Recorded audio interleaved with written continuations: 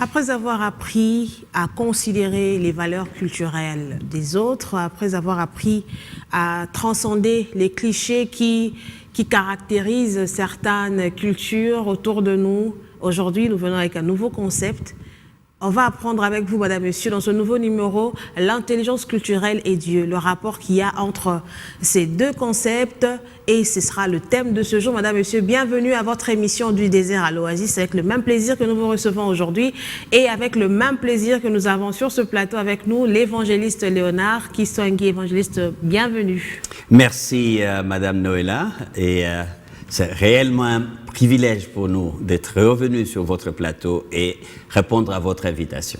Et comme on l'avait promis lors de la dernière émission, on avait promis de revenir avec ce thème, l'intelligence culturelle et Dieu. Et voilà, nous sommes là pour ce thème aussi très intéressant. Alors, on aimerait déjà rentrer dans le vif du sujet. Avec vous, évangéliste, on aimerait comprendre pourquoi aujourd'hui on doit parler de l'intelligence culturelle et Dieu. Quel est le rapport? Est-ce qu'on peut parler des dieux dans l'intelligence culturelle? Très bien, madame Noëlla, mais c'est formidable de savoir que vos questions vont tout droit et cherchent à sortir de ce que nous pouvons avoir derrière les paroles. C'est au fait un privilège pour nous de servir notre public qui nous suit en disant qu'il y a un rapport étroit entre la culture et Dieu.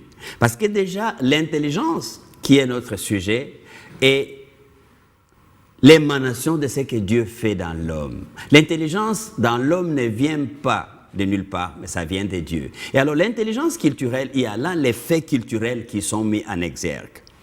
Et dans les sous-bassements de cette intelligence culturelle, il y a l'amour.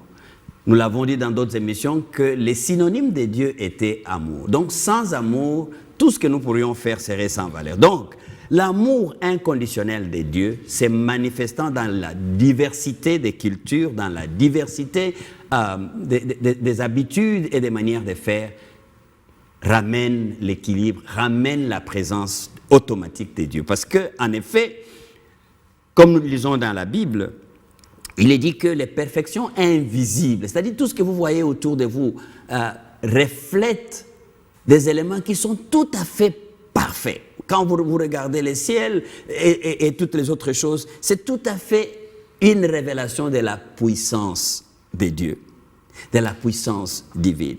Et donc nous voyons comme à l'œil nu tout ce qu'il y a là, mais ce qui est révélé, qui est caché, c'est l'amour de Dieu. Parce que tout est l'ouvrage de ses mains. En effet, madame Noëlla, à votre question aussi, nous voulons bien insister, n'est-ce pas, auprès de nos téléspectateurs qui nous suivent, que toute structure humaine, toute ethnie, toute tribu, toute race, tout ce qui existe comme structure humaine est l'ouvrage de la main de Dieu. Et comment l'ouvrage de la main de Dieu peut exister sans qu'il y ait la main de Dieu elle-même dans les dents? Et la main de Dieu, nous l'avons dit, nous le répétons, c'est l'amour. Mais en même temps, madame Noëlla, la culture ou l'intelligence culturelle et Dieu revient ici dans notre émission, dans notre oasis de l'éducation, pour dire qu'à la base de tout fondement, ou la base même qui fonde l'intelligence culturelle, nous le répétons, c'est l'amour et non pas une compétition. Il n'y a pas lieu de se mettre dans une compétition entre telle culture et telle autre, ou en train de vouloir prendre telle culture tellement élevée parce que l'autre est là est tellement basse ou tellement négligeable. Non, l'amour est ce que Dieu met pour faire qu'il y ait équilibre. Lorsque nous regardons un élément culturel, nous voyons qu'il y a l'amour et non pas la compétition. Voilà pourquoi Dieu devait être présent dans cette intelligence culturelle. Puisque nous parlons intelligence culturelle et Dieu, c'est le thème de cette émission aujourd'hui, madame et messieurs, si vous venez de nous rejoindre. Pasteur, évangéliste, on aimerait bien aussi comprendre, avoir quelques exemples. Qu'est-ce que Jésus nous apprend de l'intelligence culturelle? Est-ce qu'on peut avoir des leçons, on peut tirer des leçons sur Jésus par rapport à l'intelligence culturelle? Mais ça, c'est formidable. Voyez-vous, Jésus est l'incarnation totale des dieux invisibles. Et donc, si nous avons vu Jésus comme lui-même nous l'a dit, nous avons vu les Pères. Et donc, nous pourrions voir quelques exemples dans sa vie pour réaliser que Dieu est présent dans la culture. Jésus lui-même étant venu sur la terre sous la forme humaine, il a dû apprendre tout le long de sa vie, partant de ses parents, Marie et Joseph. Donc, nous voyons là qu'il n'était pas né avec les connaissances académiques, il n'a pas été dans une école. D'ailleurs, pourquoi on dit qu'il n'a écrit aucun livre, mais les sujets traités à son nom dépasseraient tout ce qui peut avoir été écrit comme livre. Mais non, lui-même n'avait jamais rien appris sans qu'il ne soit dans une culture, sans qu'il ne soit dans un environnement où il devait apprendre des choses qu'il a eu à exercer. La langue, la manière de manger, la manière de se tenir, et tout ça, Jésus a dû apprendre ça pour être en mesure de s'adapter dans la communauté humaine où il devait vivre. De Jésus, nous voyons aussi qu'il a dû se référer à ses parents, n'est-ce pas, pour apprendre comme tout autre enfant comment on parle, comment on marche et comment on s'assied dans une église, dans un temple pour écouter les gens. Il a appris tout ça, ce qui fait que même dans sa façon d'utiliser les aspects ou les facteurs culturels de son temps, il devait les copier ou il devait voir la manière de vivre qu'il y avait dans la Palestine ancienne. Et donc c'est là-dedans où il a appris même les métaphores qu'il a pu utiliser quand il parlait avec les gens dans les temples. Il pouvait savoir qu'ici, si je prononce tel mot, ça va marcher. Si je prononce tel autre, ça ne va pas marcher. Donc toutes les métaphores qu'il a pu utiliser et toute même la façon de se comporter, c'était il a dû apprendre, il a dû s'investir lui-même dans toute sa vie, dans la culture dans laquelle il a vécu. Et donc, toutes les valeurs qu'il a pu voir, il nous révèle comment Dieu aimerait que vous et moi, nous puissions nous adapter lorsqu'on nous plonge dans une culture quelconque. Et d'ailleurs, Madame Noëlla, si nous regardions la Bible, pour être plus près, n'est-ce pas, de ce que nous sommes en train de dire, dans Matthieu au chapitre 11, le verset 19, je me permets de le lire à votre intention, chers téléspectateurs, « Le Fils de l'homme est venu, mangeant, buvant, et ils disent, c'est un mangeur, un buveur, un ami des publicains et des gens de mauvaise vie. Mais la sagesse a été justifiée par ses œuvres. » Voyez-vous? Donc, il s'est plongé dans la vie et il mangeait ce que les gens mangeaient. Il buvait ce que les gens buvaient à son époque. Sauf, il ne se saoulait pas, il ne s'enivrait pas. N'est-ce pas? Mais quand il mangeait, et il était aussi avec les gens. C'est pourquoi nous revenons ici pour souligner que dans l'intelligence culturelle, il y a l'amour. Il pouvait se mettre à l'écart. Il pouvait se méfier de ces gens qu'il a vus autour de lui. Mais à cause de l'amour et à cause du désir d'apprendre, de s'adapter dans cette culture ou dans cet environnement où il était, il a dû se comporter de cette manière-là. Madame, je pourrais aller beaucoup plus loin pour dire que le discernement des valeurs culturelles accroîtra la sagesse de quiconque veut devenir apte, capable, n'est-ce pas, de vivre dans le monde où il y a des diversités de manières de se comporter, bref, où les gens font face à telle ou telle autre valeur culturelle. N'est-ce pas que Christ est l'exemple par excellence? On ne peut que tirer des leçons de la vie de Christ sur terre pour illustrer un peu ce qu'on peut tirer comme leçon, comment vivre en société, comment vivre l'intelligence culturelle, je peux dire ça selon Dieu. Exact. Mais évangéliste, aurez-vous un dernier exemple pour nous avant de... Mais bien entendu, parce que Madame Noëlla, les gens te diront, suivante. Parce que tu as parlé de Jésus. Jésus est Dieu, il était extraordinaire, il était incomparable. Il l'est jusqu'aujourd'hui. Mais au moins, Dieu dans la culture ou Dieu dans l'intelligence culturelle nous a donné des exemples beaucoup plus près de nous d'un contemporain comme Paul. Encore une fois, la Bible dit, et la Bible est très éloquente à ce sujet, quand nous lisons 1 Corinthiens, chapitre 9, 20 à 21, nous trouvons là-bas que Avec les Juifs, j'ai été comme Juif, afin de gagner les Juifs. Avec ceux qui sont sous la loi, comme sous la loi. Quoique je ne sois pas moi-même sous la loi. Afin de gagner ceux qui sont sous la loi. Avec ceux qui sont sans loi, comme sans loi. Quoique je ne sois point sans loi de Dieu, étant sous la loi de Christ, afin de gagner ceux qui sont sans loi. Qu'est-ce que ça veut dire, en d'autres termes, ces grands passages bibliques qui révèlent l'intelligence culturelle dans Paul? Vous voyez, qu'est-ce que Paul dit? Il dit que lui, il devait se trouver parmi les Juifs comme Juif. Je voulais aller beaucoup plus loin. Parmi les païens comme païens. Parmi les chrétiens comme chrétiens. Mais à la différence. Quand il était comme dans telle culture, il s'est comporté de manière à s'intégrer dans la vie de ces peuples-là. Et c'est comme ça que Dieu fait. Et s'intégrer, mais pas avec une intelligence malicieuse, mais au contraire avec l'intention bienveillante, avec l'amour, de manière à ce que ceux qui sont dans une culture quelconque, qui se perdent, que je sois à mesure de montrer la différence vers ce qui est admirable, vers ce qui est bien à être exercé. Donc, savoir se comporter de manière adaptée, sans pour autant en abuser, sans pour autant non plus se faire abuser, c'est de l'intelligence culturelle. Et ça, c'est la sagesse qui vient de Dieu. Après avoir eu des exemples sur Christ et après encore sur Paul, la question qu'on se pose maintenant, évangéliste, c'est celle de savoir à quoi peut nous servir l'intelligence culturelle au vu de tout ce que vous avez donné comme exemple tout à l'heure sur Christ et sur Paul. Mais c'est vraiment capital, parce que tout ceci serait sans valeur si nous ne pouvons pas appliquer cela dans notre vie. Au fait, nous parlons de l'intelligence, qui est le gros sujet, et dont le sous-thème est l'intelligence culturelle, et Dieu intervenant pour nous aider, nous équilibrer, nous recadrer, parce que c'est très important de savoir épingler des différences culturelles dans les comportements, et le comportement est généralement superficiel. Le comportement est à la surface, mais à la base, au fond de chaque comportement, il y a une valeur culturelle sur laquelle l'individu avec lequel ou laquelle tu es en interaction peut manifester.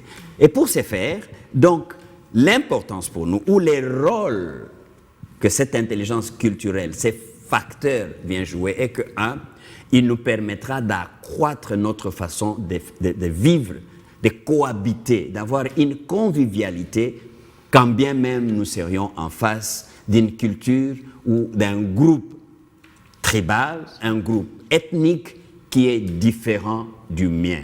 Donc, savoir s'adapter et supporter les autres et cohabiter et vivre avec les autres, ça, c'est un élément de valeur qu'on requiert lorsque on a grandi, lorsqu'on accroît sa capacité, n'est-ce pas, à appeler intelligence culturelle. Mais aussi, lorsque quelqu'un est équilibré, a de l'intelligence culturelle, il saura permettre la productivité dans un milieu socio-professionnel. Parce qu'il y a des gens qui vont malheureusement biaiser la productivité parce qu'ils vont se servir de petits éléments, des nuances, des comportements qui sont pourtant basés sur les bases culturelles. Si vous l'épinglez, une personne qui aurait été différente dans tel comportement et pourtant qui pouvait bien produire, vous pouvez casser, écraser sa productivité tout simplement parce que, comme nous avons parlé des clichés, vous la prenez sous des clichés négatifs et vous perdez sa productivité. Alors que si vous percevez la différence culturelle qu'il y a, vous allez faire prévaloir ce qu'il y a dans la personne et qui peut vous amener vraiment à une productivité professionnelle rationnelle, peu importe les groupes d'individus dans lesquels vous pouvez vous trouver. Vous allez vous trouver dans un groupe, je prends juste un exemple comme ça, au Congo, vous êtes à l'Équateur, où un groupe ethnique là-bas considère par exemple les relations interpersonnelles garçon-fille pas comme un tabou en tant que tel. Et vous venez d'une autre partie, n'est-ce pas, du pays où La culture est tellement que les rapports entre jeunes garçons et jeunes filles doivent être contrôlés et éloignés. Comment vous allez vous trouver dans ces milieux sans percuter de l'autre côté à l'extrême, mais vivre toujours avec l'équilibre. Donc voilà un peu des éléments qui peuvent nous aider, n'est-ce pas, et les éléments pour lesquels nous disons même qu'il est très important que ceux qui nous suivent mettent un accent à comprendre des éléments culturels. Merci beaucoup, évangéliste. C'est très, très, très important, cette capacité-là de transcender tous les clichés que nous avons. Et je pense que le point commun, la force, en fait, pour arriver à ce stade-là, je pense que c'est l'amour. C'est vraiment l'amour, Madame Noëlla. Et c'est pourquoi même les socles de toute intelligence, non seulement de l'intelligence culturelle, c'est de nous référer à notre Créateur. Et notre Créateur s'appelle Dieu. Et lui, il est amour. Et donc, dans un monde où les résultats deviennent les points de référence pour qualifier un individu ou l'autre, dans un monde où nous semblons vivre un village planétaire, ce qui va nous aider pour transcender les clichés négatifs, ça va justement être cet amour comme socle dans les affaires, dans les relations et dans les savoir-vivre avec quiconque que nous pouvons rencontrer. Donc, de façon tout à fait équilibrée, si nous maîtrisons ces valeurs, nous serons bien à la hauteur des relations et de la cohabitation dans une convivialité très agréable. Mais, évangéliste, comment développer cette conscience des différentes cultures ? Arriver à considérer l'autre avec amour. Comment développer cette conscience? Mais vraiment, nous voulons dire qu'il y a des balises. Nous voulons dire qu'il y a des points de référence que nous appelons des valeurs. Les valeurs sont sous-entendues, vous ne les voyez pas. Mais ce sont les comportements qui vous révèlent des valeurs. C'est pour cette raison que pour ceux qui veulent devenir encore plus conscients et avertis, il y a des points de valeur que nous avons nommés comme étant des axes à 2 points, des axes à 2 extrêmes. Et donc, en regardant, en observant de manière très rapprochée les extrémités de ces axes, ça peut vous donner quelques balises, quelques références. Notamment, vous trouvez dans des différentes, et ça c'est universel, vous trouvez les personnes que vous rencontrez dans votre interaction, soit c'est des personnes qui ont la valeur identitaire, la valeur individuelle très poussée, ou des personnes qui ont la valeur communautaire, la valeur collective très poussée. Un exemple simple. Lorsque vous trouvez par exemple un Américain, il mettra la valeur ou il mettra l'accent sur la capacité individuelle, d'être capable de soulever des poids, d'être capable de donner des réponses à telle chose, d'être capable de faire de l'aventure, mais son nom, son identité est plus par ce qu'il fait seul. La responsabilité qu'il prend devant ses actes. Alors que lorsque vous prenez un Africain, de manière générale, tout à fait, il faut bien m'écouter ici, de manière générale. Et les clichés, les points positifs des clichés, c'est qu'un Africain sera généralement une personne qui considère la famille comme le point duquel il tire son identité, sa responsabilité. Ce qui fait par exemple que lorsque votre nièce va vouloir se marier, un Américain va chercher, le garçon va chercher une fille et puis voilà, et un Africain, la fille va dire bon, je ne sais pas si mes parents vont accepter ça ou pas. Et donc ça va devenir une affaire d'abord de toute la famille avant d'arriver à prendre une décision. Et là, je ne dis pas qu'il y a des vrais et des faux, je ne dis pas qu'il y a des bons et des mauvais, mais c'est des valeurs culturelles qui ont l'air pesant d'or dans un cadre comme dans un autre. La deuxième valeur, madame, que vous pouvez observer dans une communauté, vous avez besoin de distinguer des gens qui sont soit dans tel aspect culturel ou dans tel autre aspect culturel, il y a le risque et la précaution. Vous voyez, il y a des communautés, et partant des communautés, bien entendu, je vais aussi parler des individus, parce que l'individu te laissera entrer dans sa culture, dans sa communauté, en voyant son comportement quand il y a des risques. Et comment tu le sais? Tu travailles avec un frère ou tu travailles avec une sœur. Chaque matin, quand vous vous rencontrez, dans son langage, tu vois, quand vous commencez à parler d'un projet, elle veut vous demander, on va faire ceci. Et puis à la fin, suivez bien la conversation avec cette personne-là, elle va vous dire, mais est-ce qu'il n'y aura pas de risque de ceci? Mais s'il y aurait les risques, nous pouvons peut-être faire ceci pour éviter qu'il y ait des risques. Donc ça, c'est une personne qui a été développée dans une culture où la gestion des risques est mise en avant l'exécution de tout autre projet. Tandis que l'autre, tu verras dans son langage et dans sa façon de faire, oh ça ira, mais donc mais si ça ne marche pas, ben, la famille va intervenir. Donc il ne met pas l'accent sur la précaution qu'il faut prendre, il ne met pas l'accent sur des dispositions à prendre bien avant. Donc vous aurez par exemple des journalistes, et l'un, tous les deux, ils gagnent $100, peut-être $200, peut-être $1000, mais il y a un qui a grandi dans une culture de gestion des risques, commencera à épargner ce que dans sa tête peut faire face lorsque un risque arriverait, un désastre ou quelque chose comme ça. Alors que l'autre dira, bon, j'aurai toujours, mon salaire viendra toujours, bon, attendez, si les risques arrivent, bon, il y aura quand même des préavis, etc. Donc, vous voyez un peu la gestion des risques et la non-gestion des risques peut vous révéler telle personne est de telle culture ou de telle autre culture. Madame Noël. C'est l'intelligence culturelle et Dieu dont nous sommes en train de parler aujourd'hui, Madame, Monsieur. L'intelligence culturelle et Dieu, nous avons compris au travers de cette émission le rapport qu'il y a entre l'intelligence culturelle et Dieu. Nous avons tiré des exemples de Christ lorsqu'il a vécu sur la terre. Comment est-ce que lui, il a vécu l'intelligence culturelle? Nous avons tiré des exemples comme ça de la Bible. Et là, nous sommes presque arrivés à la fin de notre émission. Évangéliste, qu'est-ce que vous pouvez nous dire en conclusion de ce grand thème, notre sous-thème de l'intelligence culturelle et Dieu, en quelques mots? Savoir qu'il faut savoir vivre et savoir qu'il faut savoir être, c'est le gros de ce que l'intelligence culturelle vous donne.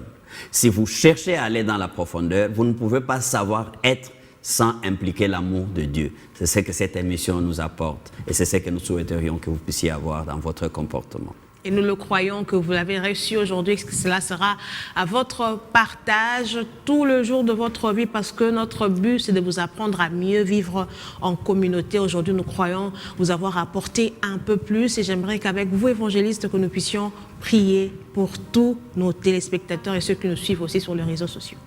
Père, merci de nous permettre de nous connecter à toi, de nous connecter à ton amour, de manière à ce que nous puissions voir notre voisin, notre prochain, non pas au travers des clichés négatifs qui nous permettent de nous éloigner les uns des autres, mais bien au contraire que ton amour nous approche les uns les autres, malgré nos diversités de valeurs culturelles.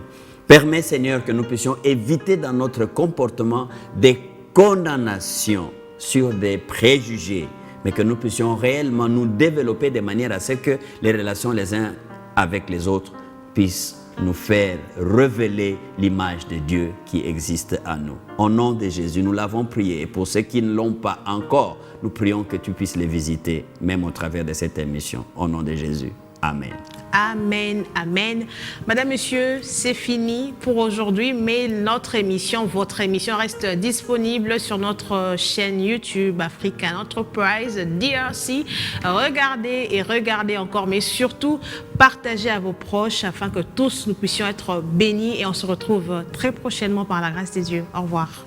Au revoir.